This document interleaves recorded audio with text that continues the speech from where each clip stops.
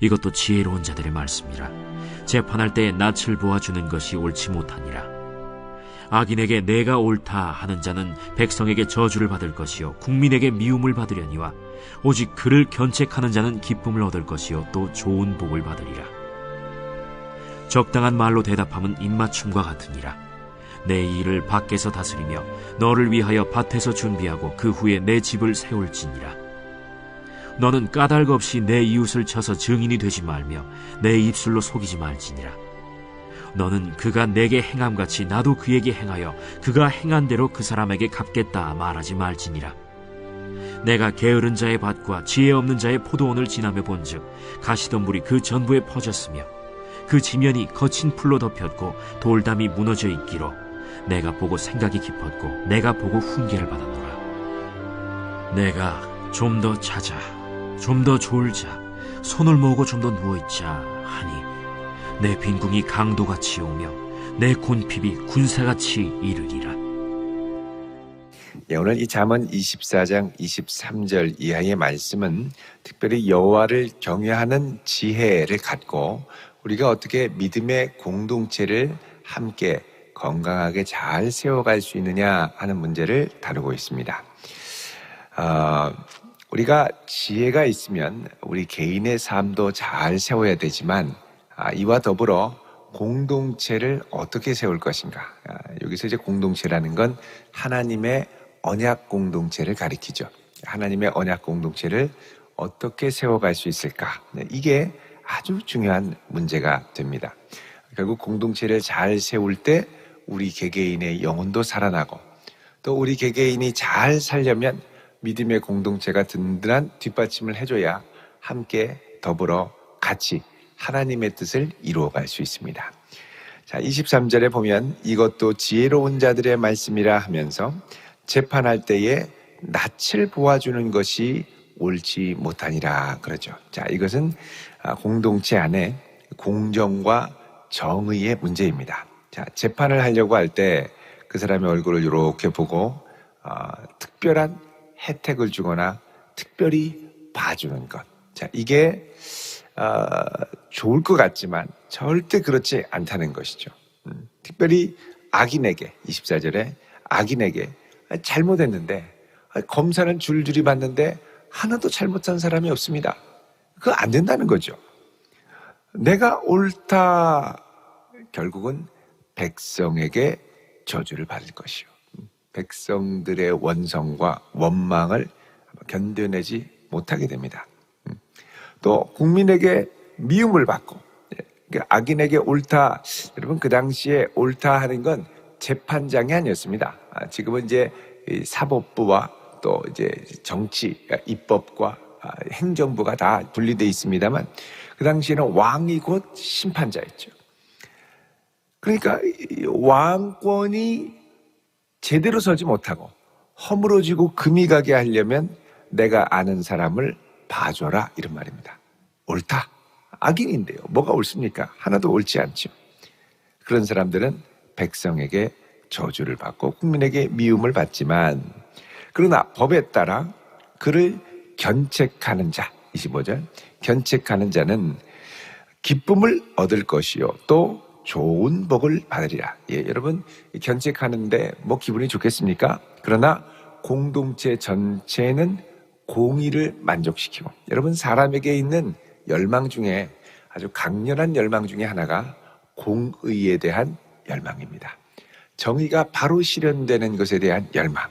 이것이 제대로 실현되지 못하고 악인들은 옳다 하고 의인들이 무고히 핍박받는 것을 견뎌내지를 못하죠. 사람이 너무너무 이것 갖고 고통받고 어렵습니다.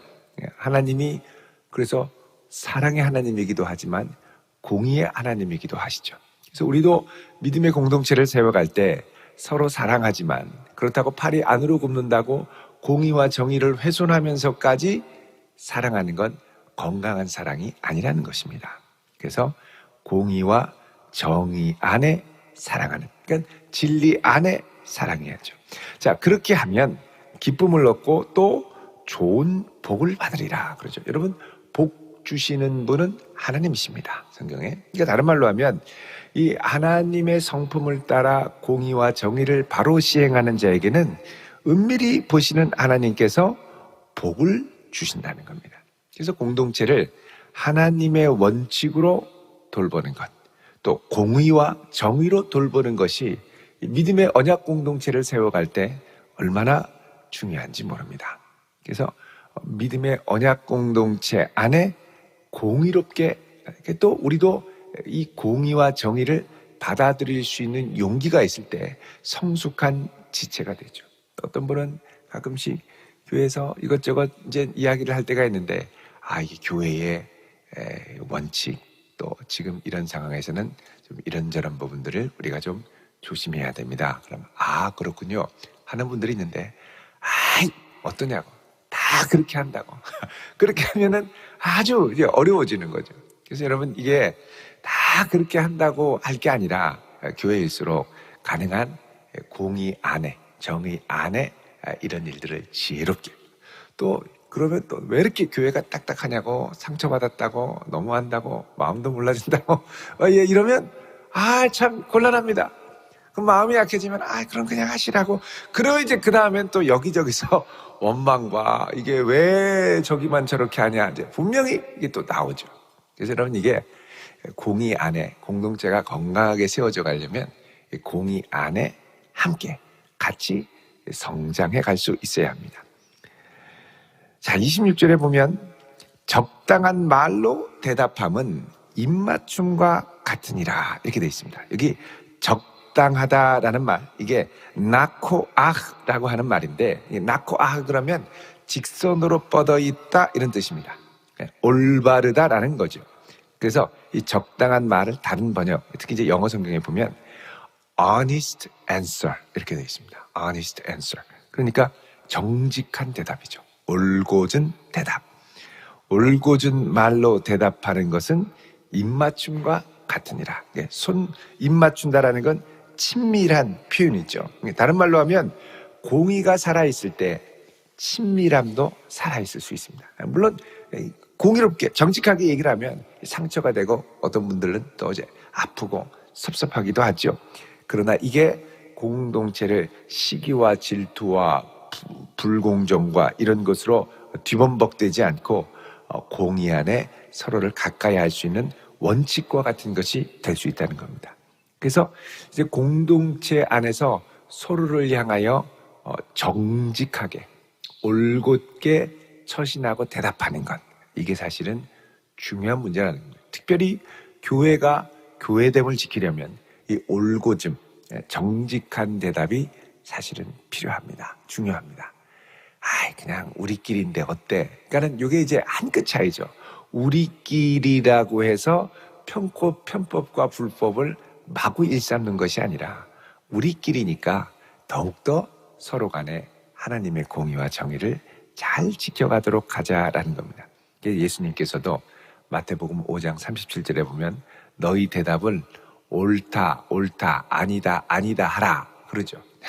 옳다, 아니다, 정직하게 대답하라는 것입니다. 그래서 공동체를 세워갈 때 필요한 중요한 첫 번째가 뭐냐? 공동체에 바른 공의와 정의가 세워지도록.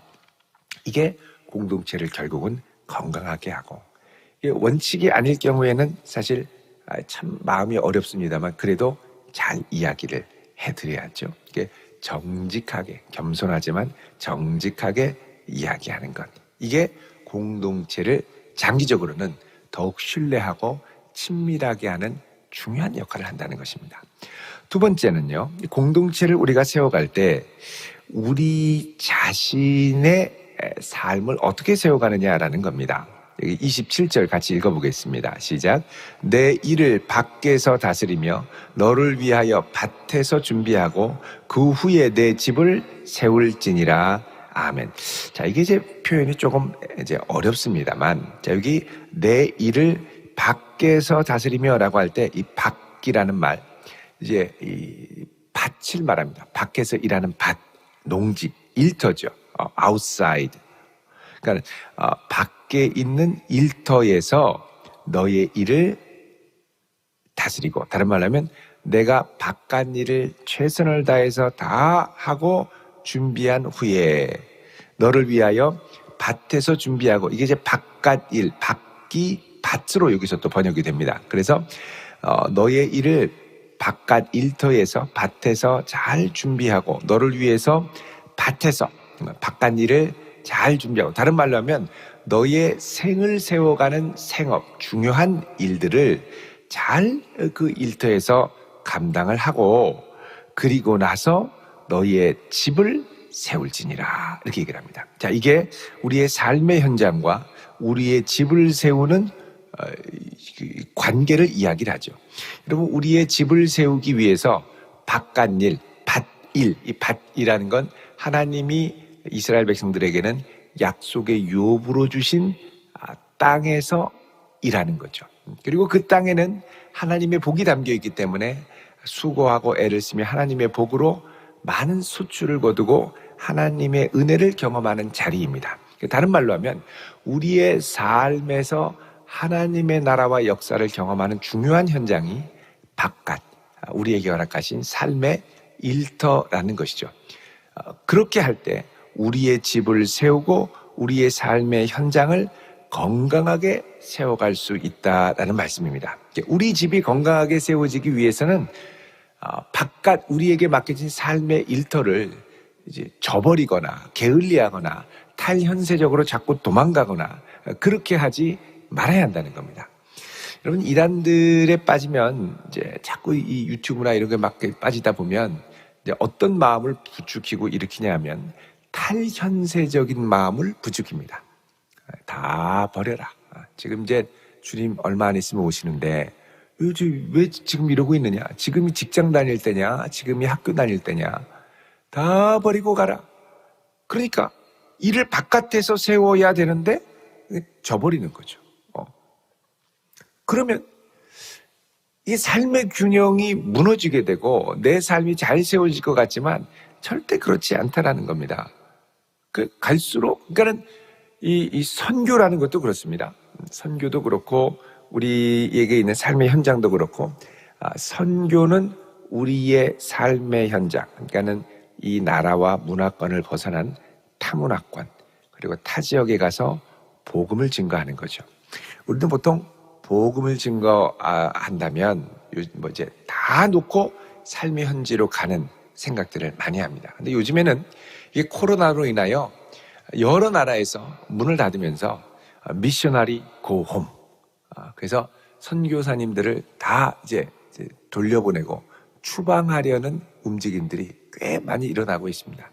그럼 직접 가서 복음을 증거하지 못하죠. 이제 어떻게 해야 되느냐? 그래서 지금은 갈수록 이제 선교의 방식 자체가 그곳에 있는 현지 사역자들을 잘 키워서, 그동안 복음을 그곳에서 전했으니까요. 그리고 그들이 필요로 하는 것들, 그곳에서 복음을 증거할 때 필요로 하는 것들을 후방에서 지원하고 교육하고 양육하고 이런 쪽으로, 그러니까 직접 가지 못하지만 그들을 배후에서 지원하는. 여러분, 우리나라도 이제 경제가 발전하고 이제 부흥하면서 미국 선교부에서는 이제 우리나라에 더 이상 선교사를 보내지 않기로 했습니다. 그래서 한 20년 전까지만 해도 선교사들을 보내셨거든요. 보냈는데 이제는 우리나라가 선교를 하고 보내는 나라가 됐기 때문에 더 이상 선교사가 필요 없는, 그러면서 많은 교단에, 미국 같은 경우에는 이 선교지를 미국 내로 정했습니다. 이게 무슨 말이냐면, 예를 들면 캘리포니아 같은 데만 하더라도 전 세계 124개국에서 온 다민족들이 살고 있죠. 여기를 복음화해서 이들로 하여금 영향력을 갖고 본국에까지 영향이 갈 수 있도록 계속 선교의 장벽을, 특히 이제 미국 선교사 출입 금지 이게 점점 많아지니까 이렇게 전략을 바꾸게 되었다는 거죠. 그러니까 이곳에서 풍성한 복음을 경험하고 돌아가는 우리나라의 외국인들이 이제 200만이 넘게 됐습니다. 200만이 넘는다는 건 엄청난 거죠. 한 선교사가 가서 몇천 명, 몇만 명 만날까 말까 한데 우리나라에서만 몇백만 명을 만나는 시대가 왔습니다. 완전히 이게 지금 바뀌어가고 있는 거죠. 그리고 이들은 와서 물론 우리나라에서 살 사람도 소수가 있겠지만 이제 잘 있다가 본국으로 돌아갑니다. 돌아가면 그들이 한국에 대한 인상, 복음에 대한 인상을 갖고 돌아가죠. 전에 외국인 노동자들을 너무 학대하고 차별했던 때가 있었는데, 한 선교사님이 그 나라의 오지에 들어가서 복음을 증거하려고 갔더니 열심히 훈련받고 들어가자마자 마을 사람들이 반대를 하면서 쫓겨난 거예요. 왜 그런가 봤더니 그 마을에 한국에서 노동자로 왔다가 정말 고생하고 어려움을 겪고 돌아간 사람이 있었습니다. 한국에 대해서 거품을 물고 욕을 하고, 그런 나라에서 왔냐고, 필요 없다고, 그래가지고 다시 추방돼서 한국으로 다시 어쩔 수 없이 오신 분도 계십니다. 이런 거 보면 정말 우리가 나그네들을 어떻게, 그러니까 지금 이제 우리에게는, 우리가 지금 코로나로 어디 나갈 수도 없으니까 이럴수록 이제 선교하는 마음으로 중요한 게 뭐냐, 나그네와 이방인들을 이곳에 머물 동안 관심과 사랑을 갖고 잘 섬기고 예수의 향기를 잘 드러내고, 낯선 외국인이라고, 우리는 이제 단일 민족이니까 우리랑 다르면 뭐야 이상하게 자꾸 이제 보는데, 그게 아니라 하나님이 보내주신 나그네구나, 사랑과 관심으로 주변 사람들을 볼 필요가 있다라는 겁니다. 그래서 이게 극단적으로 탈현세적으로 여기를 벗어나야 뭘 할 수 있는 것 같은 게 아니라, 지금 우리에게 맡겨주신 이 삶의 현장에서 하나님 나라를 이루어가는 중요성이 갈수록 커가고 있다는 것입니다. 물론 나중에 이게 다 이제 풀리고 해제가 되면 우리가 가서 복음을 전해야 될 때도 있죠. 필요가 있는 곳엔 가야죠. 그러나 지금 같은 곳일수록 더욱더, 지금 같은 때일수록 더욱더 우리는 어떻게 해야 되느냐, 우리에게 허락하신 삶의 현장에서 우리의 집을 다스리고 세워갈 필요가 있다는 겁니다. 28절에 너는 까닭 없이 내 이웃을 쳐서 증인이 되지 말며. 자, 이것도 이제 공의의 문제죠. 앞에서는 우리의 삶을 어떻게 우선순위를 갖고 세워갈 것이냐, 삶의 현장에 관한 문제라면, 다시 이제 이 공의에 대한 명분입니다. 까닭 없이 이웃을 쳐서 증인이 되지 말아라. 거짓 증인이죠. 내 입술로 속이지 말아라. 절대 그렇게 하지 말고 정직하게, 아까 적당한 말, 올곧은 대답으로 말하라고 그랬죠. 29절에 너는 그가 내게 행함 같이 나도 그에게 행하여 그가 행한 대로 그 사람에게 갚겠다 하지 말지라. 그러니까는 당한 대로 너도 한번 맞아봐라, 이런 식으로 복수하는 것, 그렇게 하지 말라는 것. 공의로, 이것으로는 공동체를 세울 수 없고 더욱 원한과 미움으로 가득한 공동체가 되기 쉽다라는 것이죠. 그래서 하나님께서 이제 이 공동체를 세워갈 때 하나님의 은혜로 세워가되 공의와 정의 가운데 자비와 사랑으로 공동체를 세워가도록 말씀하십니다. 복수하는 공동체가 아니라는 거죠. 공의라고 해서 너도 당한 대로 당해라, 이게 아니라 우리들은 사랑으로 품어줄 수 있어야 한다는 겁니다. 자, 30절에는 또다시 삶의 현장에 관한 말씀을 또 반복합니다. 30절에 내가 게으른 자의 밭과 지혜 없는 자의 포도원을 지나가면서 보니까 가시덤불이 그 전부에 퍼졌다. 지면이 거친 풀로 덮였고 돌담이 무너져 있다. 왜 그랬느냐 봤더니 33절에 좀 더 자자, 좀 더 졸자, 좀 손을 모으고 좀 더 누워있자. 자, 이런 게으름. 자, 여러분, 좋은 밭인데 왜 게으름을 피울까요? 마음이 콩밭에 가 있어서 그렇습니다. 포도밭에 가 있어야 되는데 엉뚱한 데 가 있어서 내 삶의 현장을 거의 포기하다시피 함부로 헝클어뜨려 놓는, 내게 주신 작은 삶의 현장도 너무 중요하고 귀한데 막 헝클어 놓고, 그래서 내게 있는 현장을 내팽개치고 자꾸 탈현세적으로, 아니면 꿈나라로 어디론가 자꾸 가려고 한다는 것이죠. 여러분, 잠언 27장 23절 이하를 보면 이 부분을 이렇게 말씀을 합니다. 27장 23절 같이 읽습니다. 시작. 내 양떼의 형편을 부지런히 살피며 내 소떼의 마음을 두라. 아니, 너의 양떼, 비록 적더라도 너의 양떼의 마음을 두고 너의 소떼의 마음을 둬야지. 남의 양이 멋있어 보이고 많아 보인다고 부러워해서 자꾸 남의 양 구경하러 가다 보는 사이에 우리 양이 이리에 공격을 받습니다. 그래서 하나님이 내게 주신 삶의 현장이 비교할 게 아니라 내게 주신 그 현장 자체가 너무 귀한 것으로 여기고 여기에 집중하라는 겁니다. 여기에 집중하다 보면 이걸 통해 하나님의 영광이 드러나고 이걸 통해 하나님의 뜻이 이루어지는 역사가 일어나게 된다는 것이죠. 그래서 결국 하나님께서 내게 맡기신 삶의 현장은 아무리 작아 보이고 별거 아닌 것 같이 보일지 모르지만 그것이 하나님 앞에 너무나 소중하고 귀한 삶의 현장이라고 말씀을 하십니다. 여러분, 우리의 삶의 현장을 통해서 하나님의 영광이 드러나고 하나님의 뜻이 일어나고 더 나아가서 선교의 기초가 될 수 있는 그런 귀한 은혜를 모두 맛볼 수 있기를 주님의 이름으로 축원드립니다. 기도하겠습니다. 거룩하신 아버지 하나님, 이 한날을 주의 능력의 장중에 붙들어 주옵시고 우리에게 허락하신 믿음의 공동체를 주의 은혜와 공의로 세워가게 하시며 특별히 하나님 우리에게 허락하신 우리의 집과 우리의 일터를 주의 은혜로 잘 세워가게 하셔서 이곳에 하나님의 뜻이 하늘에서와 같이 땅에서도 이루어질 수 있는 은혜를 허락하여 주시옵소서. 예수님의 이름으로 기도하옵나이다. 아멘.